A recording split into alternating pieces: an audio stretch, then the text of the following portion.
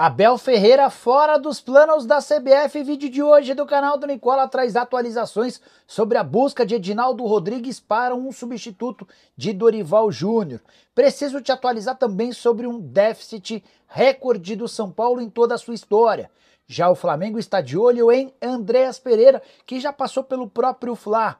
Conto também que o Corinthians tem de longe a maior média de público na atual temporada. Para completar, uma empresa cobrando dinheiro do Palmeiras, o Botafogo impedido de registrar atletas pela FIFA, Lucas Paquetá e seu julgamento na Inglaterra, tem as últimas do mercado, bastidores, finanças e muito mais. Fala aí pessoal, sou Jorge Nicola, bem-vindos a mais um vídeo do canal. Sempre bom ter vocês por aqui, sem perder tempo, só pedir para deixar like, se inscrever no canal e ativar as notificações. Bora começar o vídeo com aquele tradicional giro de notícias. E a primeira informação é sobre Neymar, que está fora do jogo contra o Vasco no domingo. O Peixe oficializou nas últimas horas o descarte do Neymar em relação à partida de estreia no Campeonato Brasileiro. O jogador se recupera de uma lesão muscular. Já o Grêmio fez proposta de 3 milhões de reais ao Juventude pelo atacante Enio, que havia sido recentemente comprado pelo time de Caxias do Sul, com a curiosidade de que o Juventude gastou 1.200.000 e poderia praticamente triplicar esse valor.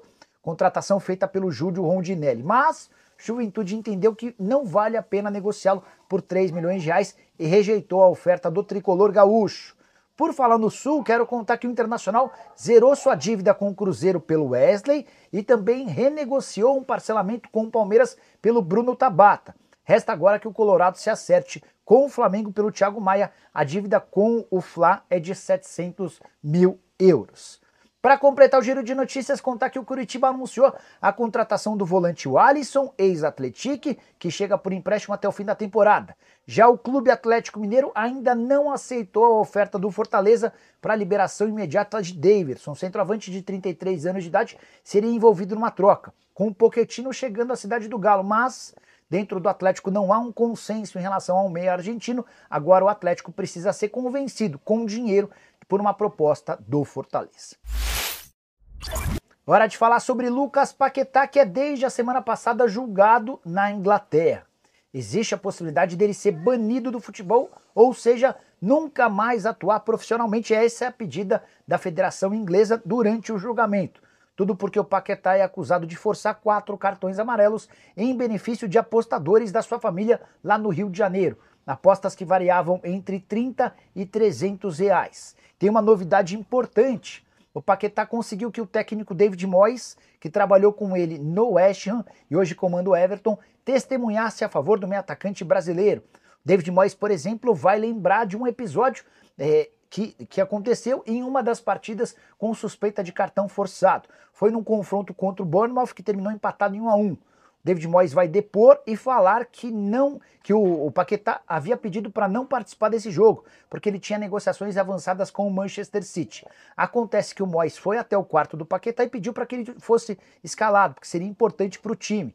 Paquetá, bem próximo da hora do jogo, acabou entrando em campo e isso faz o Moyes entender de que não houve nem tempo para que ele combinasse qualquer tipo de situação com seus familiares. Só para completar, é importante lembrar que o Paquetá, se punido na Inglaterra, deve cumprir essa punição por todo o planeta, ou seja, se ele for banido por lá, não vai poder jogar no Flamengo, na China, nem em qualquer outro canto do mundo.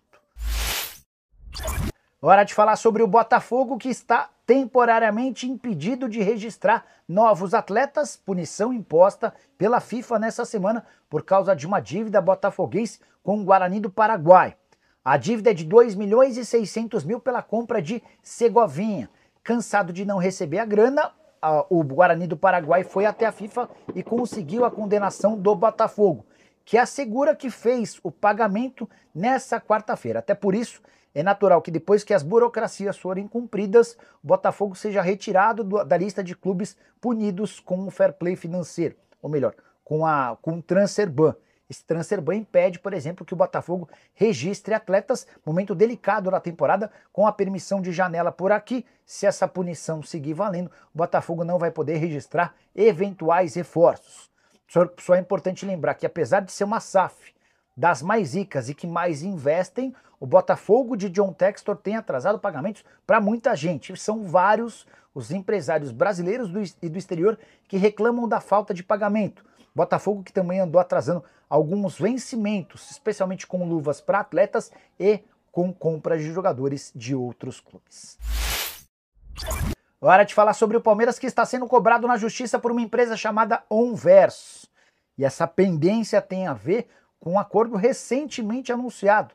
Nessa quarta-feira, o Verdão, com pompa e circunstância, anunciou patrocínio com o grupo Fictor, que vai estampar sua marca nas costas da camisa do time masculino e feminino a um custo de R$25 milhões por ano, fixos, além de outros R$5 milhões em bônus. Acontece que, de acordo com a Onverso, a empresa participou de toda a intermediação do acordo, mas foi retirada do negócio assim que o acordo foi fechado. E a CEO da empresa reclama de forma específica com Everaldo, que é o chefe de marketing do Palmeiras. A alegação do Everaldo é de que ele vinha sendo cobrado internamente por só conseguir achar patrocínios com a ajuda de intermediários e que nesse caso específico ele não poderia pagar comissão para a empresa. A Onverso se defende alegando que há uma série de provas que mostram que ela cuidou de toda a intermediação do acordo entre o clube e o grupo Fictor. Só para completar, saindo um pouquinho dessa parte mais burocrática para falar sobre campo e bola, Palmeiras enfrenta o Corinthians na noite dessa quinta-feira na Neoquímica Arena, precisando de vitória por 2 gols para se sagrar campeão. Se vencer por 1 gol de diferença, a decisão vai para pênaltis, onde a coisa não tem funcionado muito bem, especialmente desde que Everton se tornou titular do Palmeiras. Foram 10 decisões por pênaltis e o Palmeiras terminou com vitória em apenas 2 delas. Na final do Campeonato Paulista de 2020, justamente contra o Corinthians, e nas quartas de final da Libertadores de 2022 contra o Atlético Mineiro. Em todos os outros casos, o Palmeiras saiu da disputa por pênaltis derrotado. Hora de falar sobre o Corinthians, que tem de longe a maior média de público entre clubes brasileiros no futebol de 2025. O Timão tem até aqui 44 mil torcedores por partida nos seus 10 jogos em casa, ou seja, 440 mil pessoas na Neoquímica Arena. O jogo dessa quinta-feira vai até aumentar essa média, porque todos os ingressos à disposição foram negociados. O que mais chama atenção é que o Corinthians está bastante distante do segundo colocado, o Cruzeiro, com média de público de 30.797 torcedores em 5 jogos como mandante. O Flamengo é o terceiro com 30.044 torcedores, o Palmeiras o quarto com 29 mil, o Grêmio é o quinto com 28.900, São Paulo é o sexto, 28.700, o Bahia é o sétimo com 28.600. Na sequência aparecem o Internacional em oitavo, o Santa Cruz em nono e o Atlético Mineiro fechando o top 10. Bora falar agora sobre o Flamengo, de olho mais uma vez em Andréas Pereira. Informação da tarde dessa quinta-feira dá conta de que o rubro-negro, buscando um meia para disputar a posição com o Arrascaeta, vê no Andréas Pereira alguém de boa oportunidade. Meio-campista de 29 anos que passou pelo Fla entre 2021 e 2022 na oportunidade, 53 jogos, 6 gols e 3 assistências. Ele ficou muito marcado por uma falha na final da Libertadores que garantiu o título ao Palmeiras. Até por isso não foi comprado junto ao Manchester United em uma operação de 10 milhões de euros. O Fulham, muito esperto, fez a compra e transformou o Andréas Pereira em titular absoluto. Agora que o Flamengo vendeu o Alcaraz para o Everton, numa operação de mais ou menos 110 milhões de reais, a ideia é utilizar parte dessa grana para fechar a compra em definitivo do Andrés, que pertence ao Fulham e tem contrato até junho de 2026. O Andrés está avaliado em 20 milhões de euros e é titular absoluto por lá. Ele já havia declarado em outras entrevistas a sua vontade de voltar a jogar no Brasil, especialmente para apagar essa imagem ruim deixada depois da falha na decisão contra o Verdão. Hora de falar sobre o São Paulo com prejuízo histórico, o maior de sua história.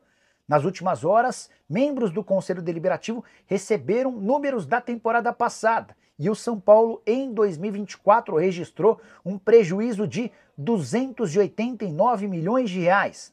Isso significa que o tricolor gastou quase 300 milhões a mais do que aquilo que arrecadou. Nunca desde que foi fundado, São Paulo havia registrado números tão ruins. Entre outras consequências, um valor recorde também da dívida, que hoje gira na casa dos 969 milhões de reais, quase 1 bilhão de reais. São Paulo em crise total, a pior fase do ponto de vista financeiro de todos os tempos do tricolor, que tem tentado buscar uma série de receitas novas, incluindo a captação de dinheiro via FDIC.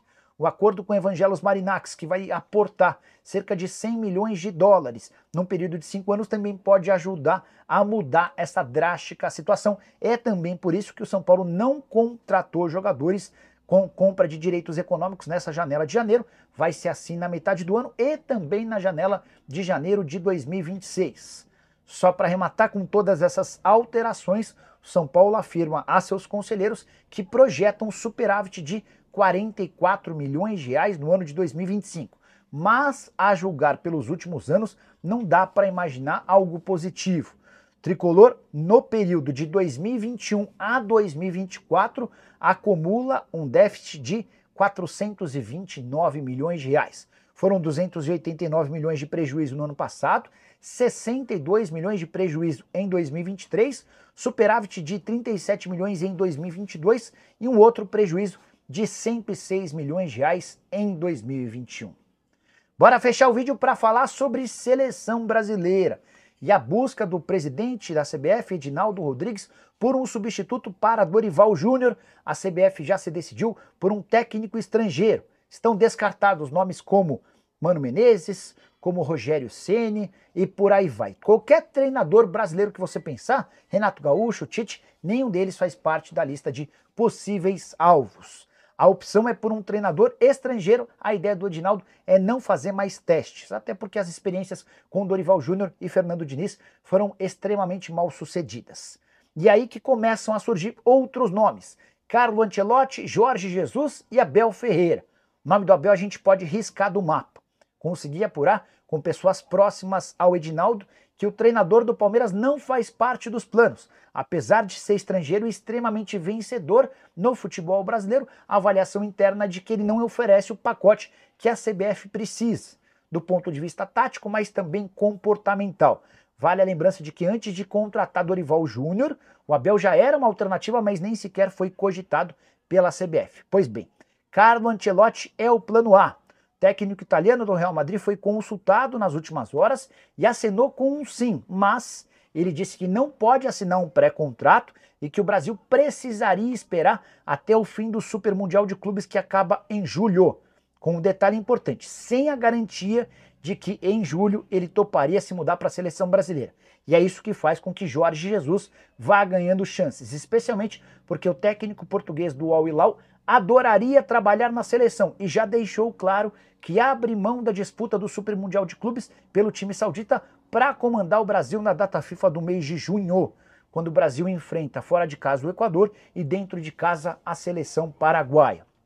A insistência vai ser no Ancelotti, mas se o técnico italiano não der garantias de que será o treinador brasileiro na metade do ano, pode acabar sobrando para Jorge Jesus, que tenta melhorar a sua situação com o jogador Neymar. Venho contando para vocês nos últimos dias sobre uma treta pesada que existiu entre o Neymar e o JJ antes da vinda do craque pro futebol brasileiro. Neymar, na frente de outros atletas, chamou o Jorge Jesus de traíra e disse ou lembrou ao JJ de que o mundo daria voltas e que o sonho do Jorge Jesus de treinar a seleção brasileira poderia ser impedido exatamente por conta de uma restrição imposta pelo Neymar. Aguardemos cenas dos próximos capítulos, prometo ficar de olho para contar qualquer novidade para vocês. Combinado?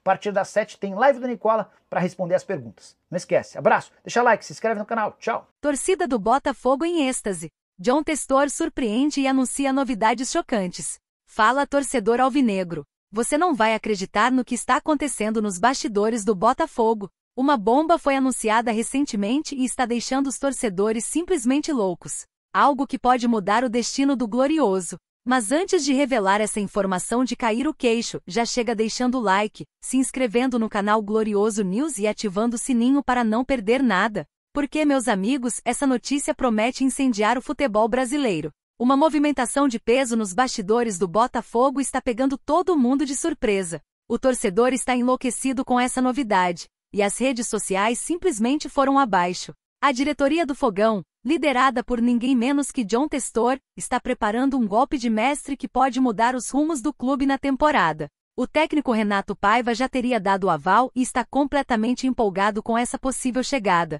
E olha, se isso se concretizar, o Botafogo pode se tornar um dos times mais fortes do Brasil.